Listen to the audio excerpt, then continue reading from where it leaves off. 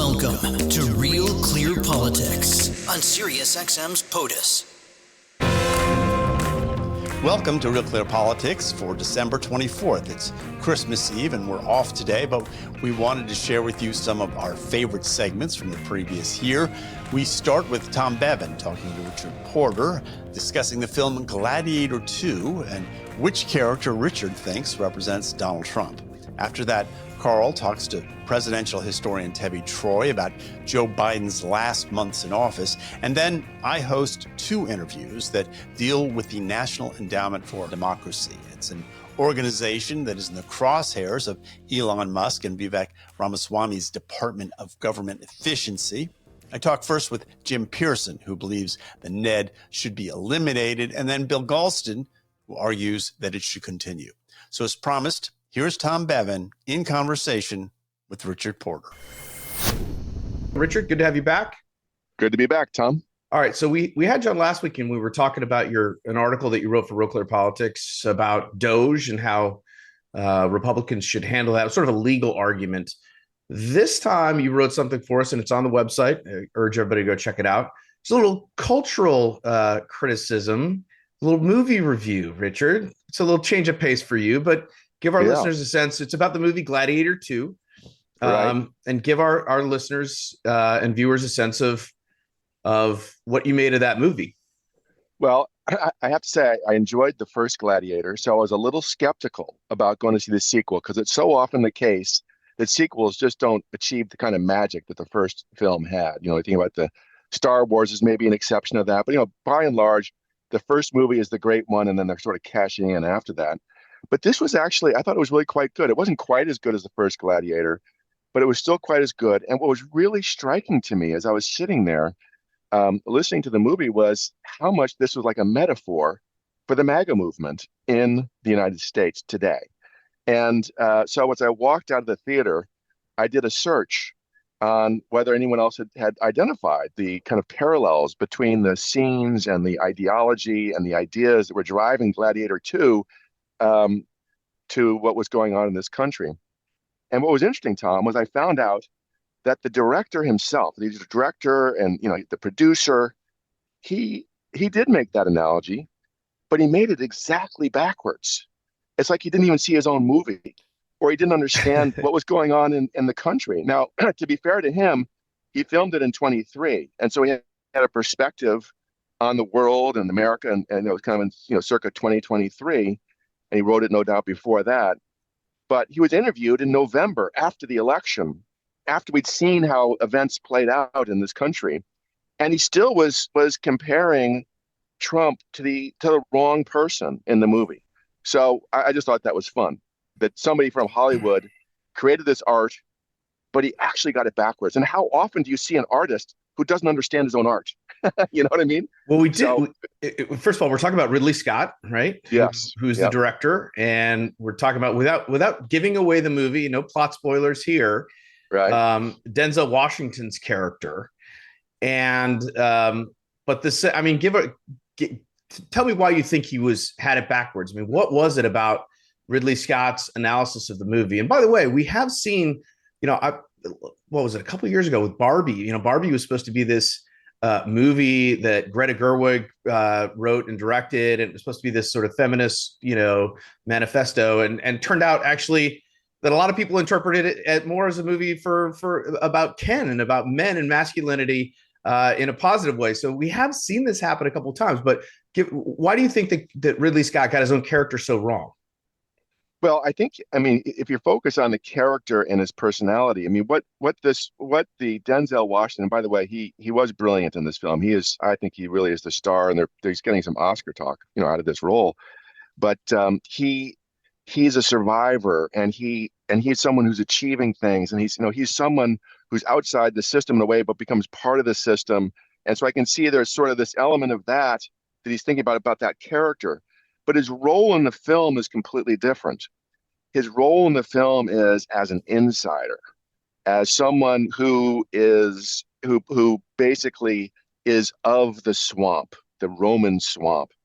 And so in that sense, and then also, in terms of how he relates with other characters, and I don't want to go too far into into the plot. Don't do it. Yeah, but so as he relates with other characters, it's so clear that it's really a Democratic operative is who he is, how he uses the government and also in things the play out, and that the Trumpian character is in fact the gladiator, the man who stands up to the system, who's outside the system and fights it to try to purify it, to remove the corruption. And when you think about his appointments and what he's doing, he's appointing people who have been targeted by the government, and who understand the government's moving away from its core functions. So the FBI has been turned into a political operation. And so Kash Patel, who understood this and identified their role in the Russia, a collusion hoax, he's being appointed to go to the agency that went after the Republicans to take the politics out of the FBI again, not to replace the politics, but to remove the politics. And so, and this is essentially, where the gladiator's head is, which is he's trying to refresh. And this is the same thing as the first movie. In this sense, there's an echo to the first one, which is the gladiator is trying to refresh the dream that's Rome. And of course, what the Trump movement is about is refreshing the dream that's America and making America great. And so the whole movement and the role that Trump plays within the movement is of someone who's trying to clean up something that's become corrupt and make it better again. And so to me, that was just so obvious. And it's just interesting that Ridley Scott sort of lost it in the details of what he was doing. We're speaking with Richard Porter. He's a contributor to RealClearPolitics and a former lawyer and RNC committeeman from Illinois. Richard, you mentioned in this piece, every time we hear Rome mentioned these days, it's always a cautionary tale about America and how we've reached sort of, the late Republic stage right before the fall, and that's where we're headed. I'm just thinking of a piece that we ran on RealClearPolitics earlier this week from the American Mind. Adam Elwinger wrote about, Democrats want to move the country. They believe that, moving the country forward and progress is the change that they want and that they seek, and that Republicans are seeking, as you just kind of mentioned, right? They're seeking change, but to sort of, turn the clock back to a better time in America where things were, back to sort of traditional values or core values, first principles, however you want to put it. And those are the sort of two distinct views of the political parties. And when you put that in the context of America being sort of, late stage Rome, it makes a lot of sense. Yeah, I would say that our movement today is really more about refreshing first principles as opposed to moving back in time. It's still a very modern idea, but it's an idea that really trusts people to govern themselves. And it trusts people, ordinary citizens, to make choices. And a lot of what we saw through COVID and other elements, what kind of led to the corruption of the government today, was really the belief of Washington elites that they knew better and that it was appropriate to lie to the people because it was just good for them to do what they were being told. And so you had this sort of creeping elitism and embracing of narratives and lies that corrupted the principles that were animating American government. So I think in that sense, I think that's essentially the difference between where the parties are today is the Democratic Party, ironically, has become the elitist party. They look down on ordinary Americans. And the Republican Party is really the idealistic party. It's the party that still believes in that idea, that dream that is America, to put it in the gladiator terms. And that's ultimately what the MAGA movement is about. And you could see that, in Trump's interview with Kristen Welker this weekend, where he was talking about what revenge really means.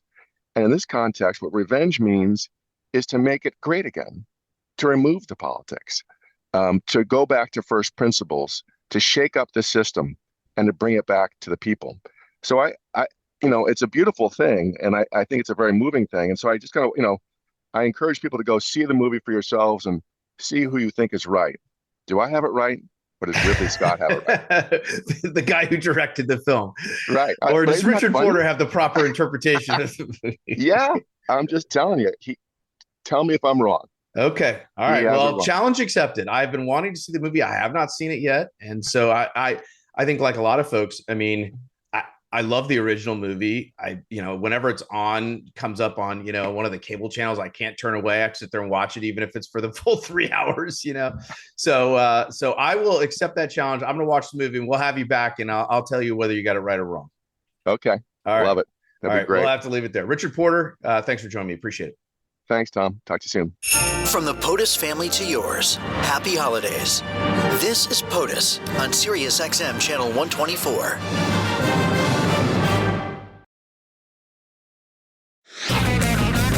Honest reporting and an authentic picture of public disclosure. This is Real Clear Politics on POTUS, Sirius XM 124. Welcome back to the program. I'm Carl Cannon, Washington Bureau Chief of Real Clear Politics. Talking now with Tevi Troy, who's a columnist and just an all-around smart guy. He's a senior fellow at the Regan Institute. And he's also, I want to mention his book.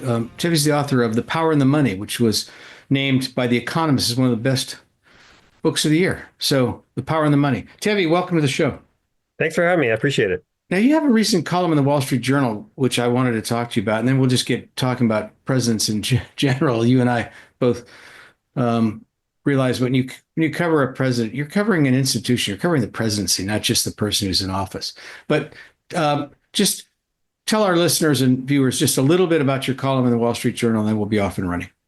Sure. And I'm so glad you said that about the presidency, because that's how I see what I do. I'm covering the presidency. And in my books, I cover the presidency and big topics like CEOs or infighting or disasters. And it's an important American institution. And I think we should respect it, revere it, treasure it, but also protect it and make sure it's there for us to save us from maybe fascism on the right or socialism on the left. It's an important bulwark against excess in American life. And my piece in the Wall Street Journal this week is about what happens when a president is leaving office. He still has the authority, he still has the title, but does he really have the go-ahead from the American people to start bold new initiatives, to do things that maybe they signaled their displeasure about in November? And these days we have a relatively shorter transition period. In the old days, it used to be from November till March. So it's almost half a year when Herbert Hoover was still president, kind of drifting and trying to figure out what to do about the Great Depression before Franklin Roosevelt came in. Now it's a much shorter period from November to January, but still there's a lot that a president can do in that period, and that's what I wanted to get into.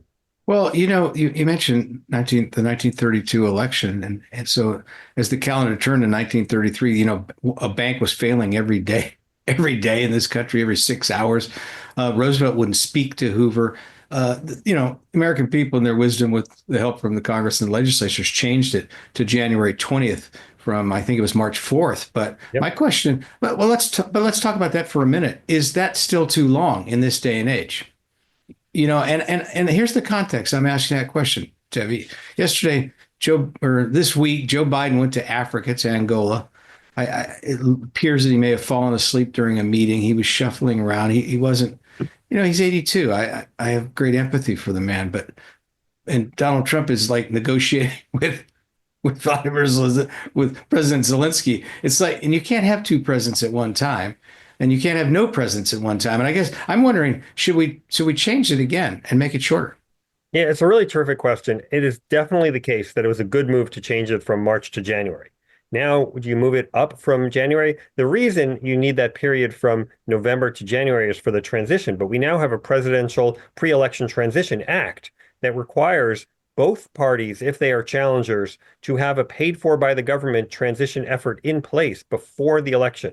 So maybe now with that pre-election transition system that we have in place, maybe it would make sense to have the transition period shorter. And in some ways, I do like the period when a president's going out because it allows the president to leave with dignity. One of my favorite stories, I'm sure you remember this, is when George H.W. Bush was leaving office and he invited Dana Carvey to come to the White House and do his imitation of George H.W. Bush to cheer up the staff around Christmas time. And so I watched that clip on YouTube recently. It's great. Yeah. Everybody listening should watch that clip. If you just watched that clip, you would know Bush had lost the election. He was a happy man and a classy person. I don't know. Very gracious. Yeah. Well, okay, but now we don't quite have that, do we? Alas. No, look, presidents can do a lot of mischief. I don't like what President Obama did on his way out the door when he refused to veto a resolution that was an anti-Israel resolution that a typical president, an American president, would have always vetoed. He was trying to do it as a kind of a kick to Israel on the way out the door. I didn't think that was a classy move at all. So No, and mischief. well, it's a contrast. Bill Clinton, who, people around him told me, I don't mean this as a negative, that he really wanted to win a Nobel Peace Prize. He coveted that, but he coveted it for the right reasons. He wanted to bring peace in the Middle East. And so when on the way out the door, I'm thinking, so Bill Clinton is leaving office. George W. Bush is coming in. So he replaced one Bush and was replaced by another. And he was doing two things in that transition, Tevi. One is really trying hard to get a peace deal and he got a great deal for the Palestinian people, and it would have brought peace to Israel. And of course, Yasser Arafat rejected it, showing a candid world that Palestinian leadership didn't really want peace. They wanted something else. At the same, and he didn't win the Nobel Prize and he didn't get the peace deal, but he also was pardoning his cronies, including Mark Rich, a person who was a fugitive who'd never even answered the justice. And that was, we've forgotten about that now, but you'll remember, Tevi, that was a black mark against Bill Clinton. People didn't think it was what the president should be doing on his way out the door. And now we have a president, again, pardoning his son. Yeah, well, first of all, obviously, I didn't forget about Mark Rich. I even mentioned him in the journal piece. That's my bread and butter as a presidential historian. But I'm glad you mentioned the thing about Clinton and Arafat, because Clinton really did work very hard in those last days to get a deal. And he did get a good and a fair deal for the Palestinian people. And he had this conversation with Yasser Arafat, who was the terrorist leader of the Palestinian Authority. And he said, as he was leaving, Arafat said to him, "You're a great man. You're such a great man." Arafat would always kiss up to people. And Clinton was mad. He said, "I'm not a great man. I'm a failure, and you made me one because you rejected the deal." And the failure thing, your point, it kind of set off a light bulb in me. I didn't quite realize this. He wasn't saying I'm a failure because I didn't get peace. I'm a failure. I'm not going to get the Nobel Peace Prize because you rejected the deal.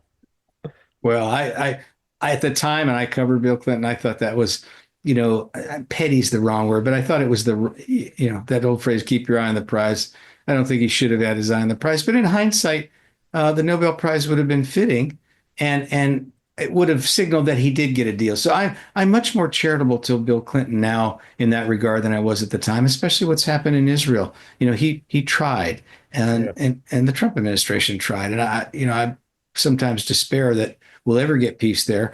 But let me talk about another country now, Ukraine.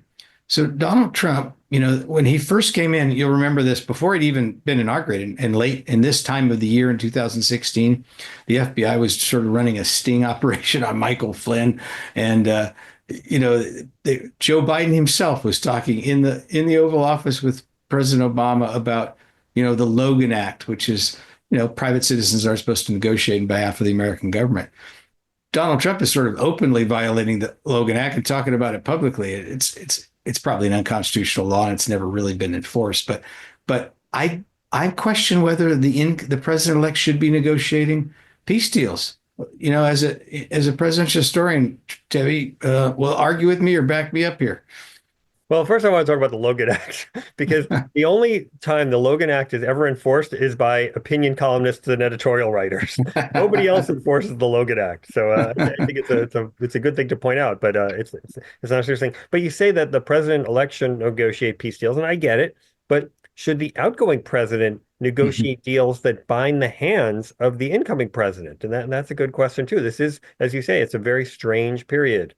But Tevi, this brings us back to where we started. Let me take a small commercial break here. I'm talking to Tevi Troy, who's a senior fellow at the Reagan Institute and author of The Power and the Money, which The Economist says is one of the best books of the year.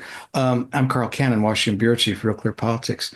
Tevi, we've come full circle. So in 1933, late Christmas time, 1932, and into the new year, FDR wasn't going to be inaugurated until March 4th.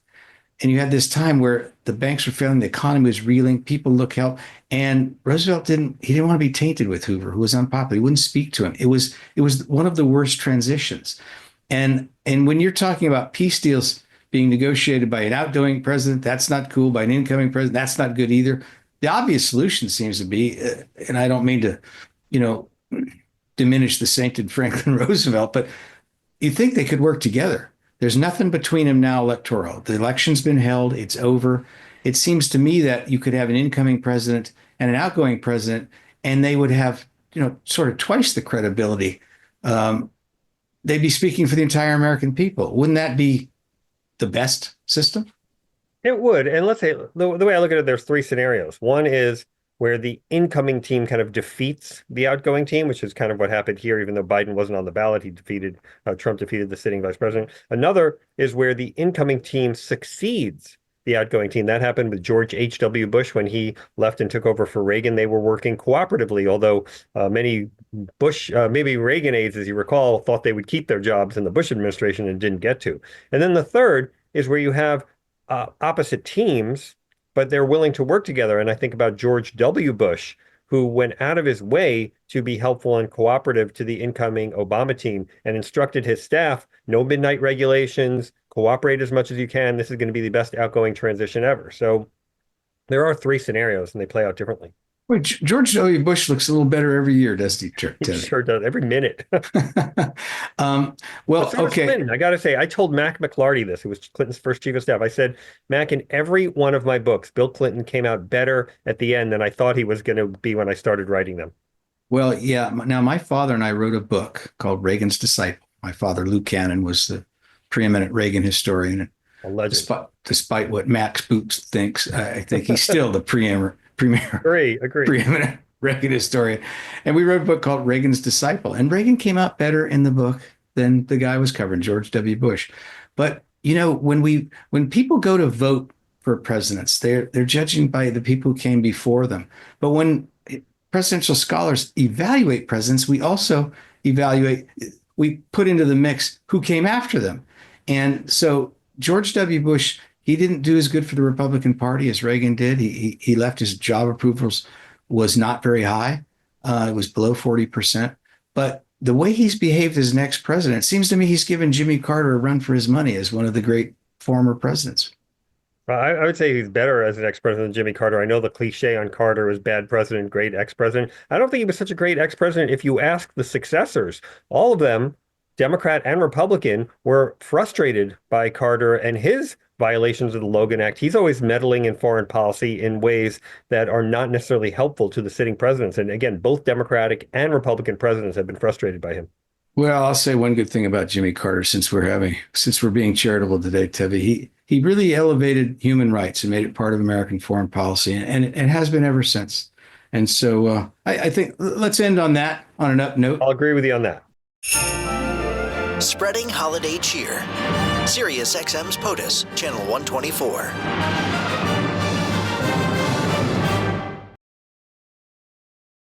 Welcome back to Real Clear Politics with Andrew Walworth. You're listening to Sirius XM's POTUS, Channel 124. Welcome back to Real Clear Politics on Sirius XM. My next guest is James Piereson. He is the former president of the William E. Simon Foundation, and he's an occasional contributor to the new Criterion. So, Jim, welcome to the program. Thank you, Andrew. Glad to be here. So, Jim, I wanted to talk to you today because you have a fascinating piece in the new Criterion, which we linked to on our front page today. It's about the National Endowment for Democracy, which may become a target for Donald Trump's new Department of Government Efficiency. It's a great piece because, at least to me, it does a couple of things. It describes why, in your view, the N.E.D. went off its rails and how it has become an entity that deserves to be defunded. But it also points out some of the reasons why it's going to be so hard to cut even what you think is a bad government program once it's been established. So with that as an introduction, what is the N.E.D. and what's gone wrong there? Well, yes, it's a good question, Andrew. The N.E.D. is one of these small agencies in Washington that has managed to get its foot in the door going back to the 1980s when it was started. And it has beaten back many efforts to close it down. You know, like many operations, it's very hard to close anything in Washington for all the reasons we know. So the National Endowment for Democracy was started in 1983. It was started as a Cold War operation. Yeah, this was Reagan, right? By President Reagan as part of the Cold War. And, Reagan was picking up on some ideas from JFK and from Jimmy Carter and from others that we needed to fight the Cold War on the plane of ideas. Not just military, not just bombs and that sort of thing, but let's fight them on the plane of ideas, democracy versus communism. And that was the reason it started. Now, many people thought when the Cold War ended that it should be wound down. But like many things, it found a new mission and has continued for 30 years since the Cold War ended. Now, the N.E.D. is, however, a private charity. It's a private organization, has its own employees, own board of trustees. It operates on a $320 million appropriation each year from the Congress. And in that sense, it's a little bit like, say, the Corporation for Public Broadcasting, which gets a $500 million appropriation from Congress. So that is, I believe, more of a formal government agency. Right. But NED is private. Its employees are private. Board of Trustees governs the operation. It runs on taxpayer money. Its mission is to promote the idea of democracy around the world. And with that money, it supports a journal called the Journal of Democracy. It supports a media program, a free press program, and it makes about 2,000 small grants per year to organizations operating in foreign countries with the idea of promoting democracy. Right. I mean, all sounds good to me. I mean, what's the problem? A free press, labor unions, competitive elections, that sort of thing. Right. And that's what it's done over the years. So what is the problem today Right. with the NED as it's morphed into its current form? Well, one of the issues is that it developed this idea of democracy according to which populist and nationalist movements are anti-democratic. So we understand what dictators are in Russia, Putin, and China, and Venezuela, and other places. But now they're claiming that movements that are supported by populist and nationalist groups are anti-democratic. So that would include, say, Orban in Hungary.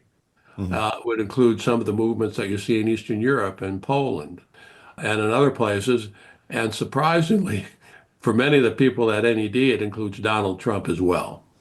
And that is now we're getting kind of to the core of the problem. So one issue would be that NED is funding programs in foreign countries, countries which are not necessarily adversaries of the United States. Right. Poland, for example, Hungary, for example, Saudi Arabia, for example. These aren't necessarily adversaries to the United States, but they're supporting pro-democratic programs there, which may destabilize the governments there, which are not necessarily the interest of the United States.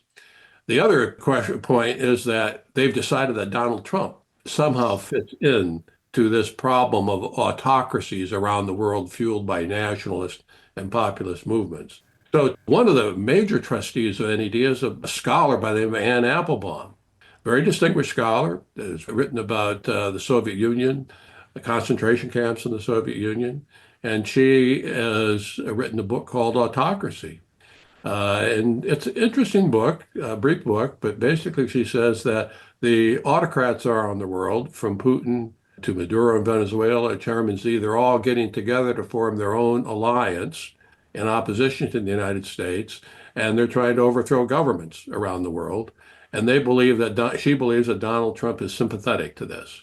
Robert Kagan, another person who's been involved in this, has written a similar book on the same subject. Various writers and scholars at NED have written similar articles attacking Donald Trump as a fascist, a new version of Hitler or Stalin or Mussolini, along those lines. Indeed, Kamala Harris's campaign, in which she made this case, seems as if it was lifted from the NED's playbook against Donald Trump. Now, the NED is not supposed to be involved in domestic issues. It's supposed to work abroad. Right. And the idea that they would now judge Donald Trump and the Republican Party as an anti-democratic force in the United States is extreme. Yeah. So I understand the sort of arc of the thinking. I can see how, as all entities in Washington, and this I think is one of the sort of underlying lessons of your article, is that these entities, once they're established, you can't kill them. It's very difficult. Why do you advocate cutting funding for it and not just reforming it, getting rid of some of the people you think shouldn't be on the board, getting a new president, doing that sort of thing? Well, you know, my article says that the new DOJ commission has the NED in its sights. Yes. Based on some of the conversations I had, is one of the things they're looking at. And I listed some of the things that has come to my attention, some of the things that they're looking at. So I don't think you reform these institutions in Washington. And I don't know how you do that. You'd have to clean out the staff and the board of trustees and start over again. So I don't know that that's possible to do. Now that Doge is serious about cutting spending, this would seem to be an opportunity actually to step in here. Since it is a private organization, you don't have to phase it out or worry about the employees. They're not employees of the federal government. You can just cut off the appropriation and you can tell N.E.D. to raise its funds from Bill Gates or George Soros or whomever. Right. You just basically privatize it. It's no longer a Yeah, quango, as they call it. They can continue on their mission, just not with taxpayer dollars. Right. One other very important thing is that they've now decided, like a lot of people in America, which is that surprisingly and ironical in view of their mission, is that free speech and free debate on the internet and social platforms is a danger to democracy. We always thought that free expression worked hand in hand with the promotion of democracy, but they've now believed that misinformation is flooding the zone. Right. And misinformation is leading people to support autocrats around the world, including Donald Trump. So they've awarded, and you write about this in your article, the $230,000 to the Global Disinformation Index, which is a group out of the UK that ranks websites, news organizations, including RealClearPolitics, by the way, on a sort of scale of how much they are disinformation or misinformation. And that is taking something that, was, again, something designed that was for overseas, and it has domestic implications for it. So they've sort of jumped the border on that one, at least. Yes, well, as you say, RealClearPolitics is on this list. Mm-hmm. And so is the Federalist, and so is the American Spectator, and so is the Washington Examiner, where this article first appeared, and several other conservative publications. And as a consequence of being on this blacklist, Real Clear and others have lost advertising revenues. Right. I've spoken to some of these people. This has created a real hardship for them because corporations look at this list and they say, well, we can't advertise with these people. And therefore, they've taken a hit. So they have joined the misinformation campaign or disinformation campaign that's going on in America and somewhat around the world, which I see, maybe others do as well, as a threat to democracy. Yeah. Thomas Jefferson said the answer to a bad argument is a better argument. Right. The answer to error is to point out the truth, not to shut down voices that disagree with you. Mm-hmm. Mm-hmm. Now, in N.E.D's defense, they have canceled that grant. They're no longer supporting that, but a lot of damage has been done in the meantime. And a committee in the Congress, the House Judiciary Committee, has written a report on this, which I cite in my article, where the committee says that the federal government has been laundering its censorship activities through grants to private organizations like this one. And they've asked the N.E.D., why are you involved in this? And they've somewhat been apologetic and have dropped that grant. But it is consistent with some of the other things they've been doing. Yeah. Well, Jim, we're going to have to leave it there. I've been talking to Jim Piereson.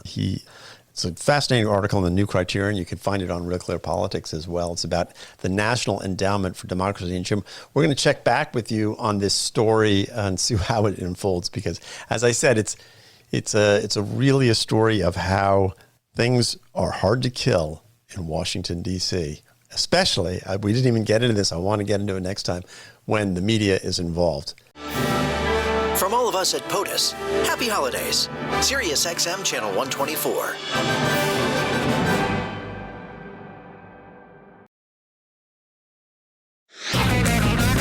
Honest reporting and an authentic picture of public disclosure. This is Real Clear Politics on POTUS, Sirius XM 124. Welcome back to Real Clear Politics on Sirius XM. My next guest is William Galston. He's a columnist for the Wall Street Journal and a senior fellow at the Brookings Institution. So, Bill, welcome to the program. Great to be here. Bill, so I wanted to have you on today to talk about your piece in the Journal earlier this week defending the National Endowment for Democracy, in part because last week we interviewed someone who has emerged as a major critic of N.E.D, as it's called, and that's James Piereson. Apparently, N.E.D is in the crosshairs of Trump's Department of Government Efficiency, but you think it deserves to live on. What's the argument for continuing N.E.D funding? It's very simple. No organization on earth has done more to promote and defend freedom over the past 4 decades than the National Endowment for Democracy. And just to get one, bad argument out of the way quickly, N.E.D was not founded simply as an anti-Soviet or anti-communist entity. It is a pro-freedom entity. And the threats to freedom did not end when the Soviet Union went away. So, as you say, it was founded, I guess, in about 1983, correct? It was sort of a Reagan-era initiative and was really regarded at the time as sort of an important step in fighting communism through ideas. But when we talk about promoting democracy, that's a little different. What's the difference in your mind between fighting communism with ideas and promoting freedom with ideas?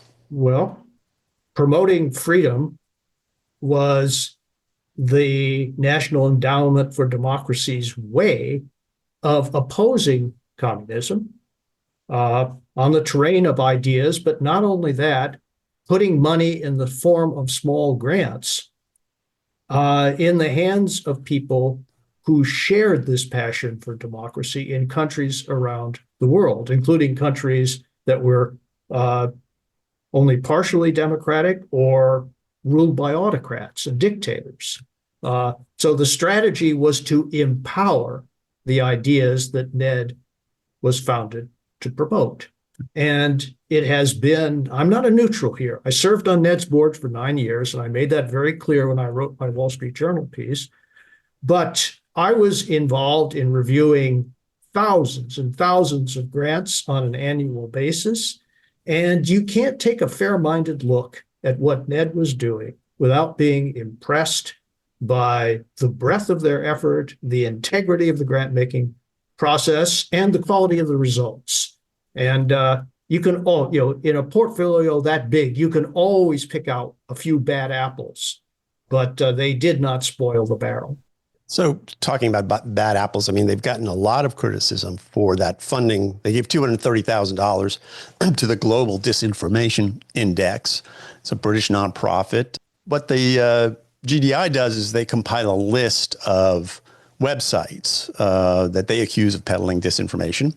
Then major advertising companies use that to blacklist American news organizations identified by GDI, or at least that's the accusation. I think the State Department got sued over this, and I should say that Real Clear ended up on this list because we publish we aggregate articles from a lot of different sources. So inevitably, you want to talk about bad apples. I mean, inevitably, we're linking to all sorts of different types of stories.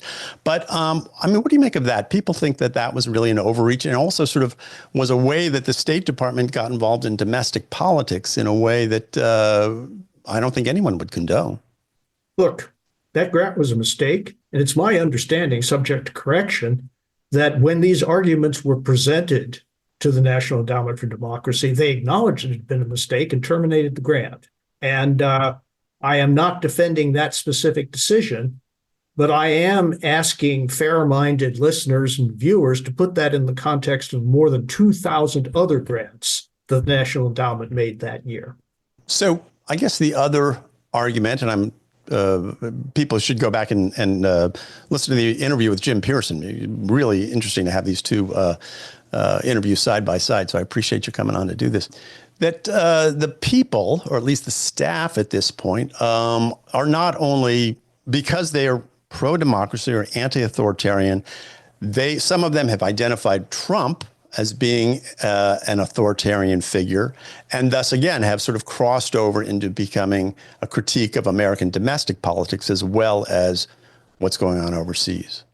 It is always possible to cherry pick staff, as it is possible to cherry pick grants.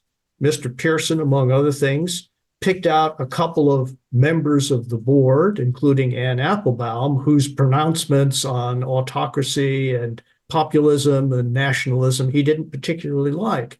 He went on to charge that those opinions had become integrated into the official charter of the N.E.D, which is flat out false. The official charter has not changed, and there is no evidence that this perspective, which is no doubt shared by some members of the staff as well as some members of the N.E.D board, has actually made its way into N.E.D's activities. And so once again, the argument from particular examples to general conclusions is, in my mind, completely unpersuasive. And I'm sort of curious as to why they're sort of focused on zeroing out the budget. And Trump has done this before. I mean, back in, I think, 2018, he tried to cut N.E.D's budget. N.E.D gives a lot of grants to sort of 4 different groups: a labor group, a business group, and 2 others. You probably could tell us. There's a National Democratic Institute, right, which is Democratic oriented, and a Republican Democratic Institute, which is Republican oriented. Look, let me tell you what I think is really behind all of this. Please do. A central figure in this debate about national conservatism, populism, et cetera, is Viktor Orban. Oh, okay. And as I recall, Mr. Piereson made a reference to Viktor Orban. So, as tell our viewers who Viktor Orban is. Viktor Orban is the Prime Minister of Hungary. And he is sponsored and carried out a program of what he calls illiberal democracy. In the phrase liberal democracy, the liberal doesn't refer to the antonym of conservative. It refers to a body of institutions and guarantees for individuals, for minority groups, for people who want to peacefully assemble to petition their government for redress of their grievances, et cetera. All of the guarantees that are included in the Bill of Rights, as well as in our basic constitutional architecture, to prevent tyranny coming from any source, including the tyranny of the majority. Viktor Orban rejects that. He thinks it's just fine for the government of Hungary to own outright or through intermediaries 90% of Hungary's media. He thinks it's just fine to reduce the independence of the judiciary. He thinks it's just fine to send into exile an entire university whose orientation he did not like, et cetera, et cetera, et cetera. And the populist nationalist movement thinks that Budapest is the new Rome and Viktor Orban is its pope. And fair-minded observers like Freedom House have documented the damage that Viktor Orban has done to both freedom and democracy since he's become the unchallenged leader of Hungary. And nationalists and populists reject that critique, even though it's factual. Well, so in your view, then, this really comes down to sort of a foreign policy difference over how to treat Hungary. But Hungary is, what the grammarians call a synecdoche. That is, it stands for a way of thinking about democracy that is hostile to the restraints on the power of the majority that liberal democracy believes is fundamental. I take Viktor Orban at his word. He is an illiberal Democrat. He believes in majorities, largely because he gets them so regularly. He does not believe in restraints on his majority. And so we got about a minute left here, Bill, and I'm talking to Bill Galston. He has written this very interesting piece, it's on our front page today. As a matter of fact, it's on this National Endowment of Democracy question. What do you think is going to happen? I have no idea. I really have no idea. I hope that the many friends on both sides of the aisle that N.E.D has developed over the past 40 years will come to its defense in its hour of maximum peril. Whether that will be enough, I don't know. Could it continue if government funding was cut? Because it's a non-government organization, it has its own board. True, but right now it receives about $300 million a year. Right. There's no way that I think private contributions could replace more than a small fraction of that. And it would be the end of the National Endowment for Democracy as we now know it. Well, Bill, we're going to have to leave it there. Thank you for being here. You've been listening to Real Clear Politics on Sirius XM. I've been talking to Bill Galston of the Wall Street Journal and the Brookings Institution. I'm Andrew Walworth. Have a great evening. POTUS, wishing you and yours a happy holiday season. Sirius XM Channel 124.